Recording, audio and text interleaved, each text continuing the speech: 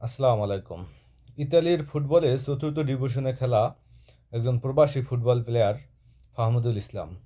তিনি প্রাথমিক যে 30 জনের স্কোয়াড ঘোষণা করেছিল এই কোচ, সেই কোচের 30 জনের স্কোয়াডের প্রথম সারিতেই ছিলেন এই ফাহমুদুল ইসলাম।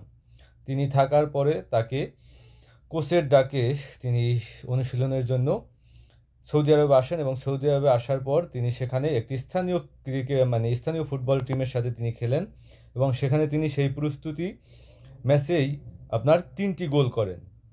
তো চিন্তা করেন, এরকমের একজন উঠতি বয়সী প্লেয়ার, যিনি প্রবাসী, ইতালি প্রবাসী, তাকে ডেকে এনে সৌদি আরবে খেলিয়ে তাকে দিয়ে অনুশীলন করিয়ে তারপর বাংলাদেশে গিয়ে তাকে বলা হইতেছে যে তুমি এখন ইতালি চলে যাও, তোমার আর বাংলাদেশে কোনো কাজ নাই, তোমাকে নিয়ে আপাতত আমরা চিন্তা করতেছি না। এখন এই যে কথাটা বলানো, আসলে এটা কি শুধুই বলানো নাকি কোচকে দিয়ে কোনো এই সিন্ডিকেটকারীরা, যেটা বাংলাদেশে দীর্ঘদিন যাবৎ হয়ে আসছিল, তারা বলিয়েছে, নাকি কোচ নিজে বলেছে, নিজেকে অপরিপক্ক মনে করছে? আপনি যদি তাকে অপরিপক্কই মনে করেন, তাহলে তাকে আপনি কেন 30 জনের স্কোয়াডে রাখলেন? কেন তাকে আইনা সৌদি আরবের একটি স্থানীয় ক্লাবের সাথে খেলালেন? খেলানোর পর তাকে দিয়ে অনুশীলন করালেন, তিনি সেখানে হেডট্রিকও করলেন। এত পারফরমেন্স থাকার পরও তাকে নিয়ে এখন আপনি বলতেছেন ভাবছি না, বা তাকে রাখা যাবে না। কেন রাখা যাবে না? তার কি পারফরমেন্স খারাপ?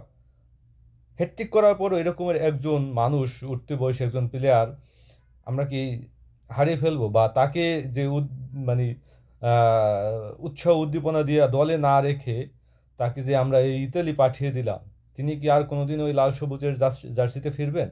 বা লাল সবুজের জার্সির প্রতি তার সম্মান শ্রদ্ধা থাকবে? বাংলাদেশের ফুটবলের প্রতি তার ভালোবাসা থাকবে? কেন তার সাথে আপনারা এই নাটকটা করলেন? ভাবলাম তার পারফরমেন্স যদি ভালো না হইতো, তিনি যদি গোল করতে না পারতেন, তিনি যদি খেলতে ভালো না পারতেন, অনুশীলনে যদি তিনি ব্যর্থ হইতেন, তাহলে আপনারা এই কাজটা করতে পারতেন। কিন্তু কেন তার সাথে নাটক করতেছেন? এই হামজা চৌধুরী আসছে দেশের প্রতি ভালোবাসা থাকার পর, দেশের প্রতি টান থাকার পর তিনি আসছেন দেশকে কিছু দেওয়ার জন্য। সে হামজা চৌধুরীকেও আমরা কি তাহলে এভাবে সিন্ডিকেটের কবলে তাকে, তার কেরিয়ারটাও কি আমরা ধ্বংস করে দেব? তাকে আমরা কতটুকু সম্মান শ্রদ্ধা করতে পারবো? তাকে কতটুকু ভালোবেসে দলে রাখতে পারবো? ন্যূনতম সম্মানটুকু আমরা কি তার প্রতি দেখাতে পারবো? আমার তো মনে হয় না। এভাবেই আসলে বাংলাদেশের সোনার ছেলেরা এভাবেই ধ্বংস হয়ে যায় এই সিন্ডিকেটকারীদের কারণে।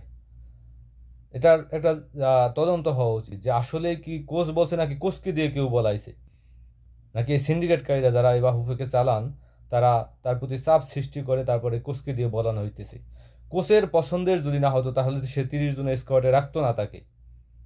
ফাহমুদুল ইসলামকে তো 30 জনের স্কোয়াডে রাখা হয়েছিল। কে রেখেছিল? কোচই রেখেছিল। আবার কোচই তাকে বিতাড়িত করে দিতেছে। যে কোনো একটা ষড়যন্ত্রের গন্ধ এখানে থেকেই যায়।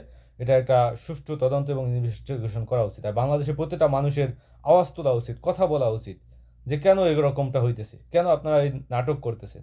নাকি ভারতের বিপরীতে সামনের ম্যাচ, এই জন্য ভারতের বিপরীতে ভালো প্লেয়ারকে খেলতে দেওয়া যাবে না?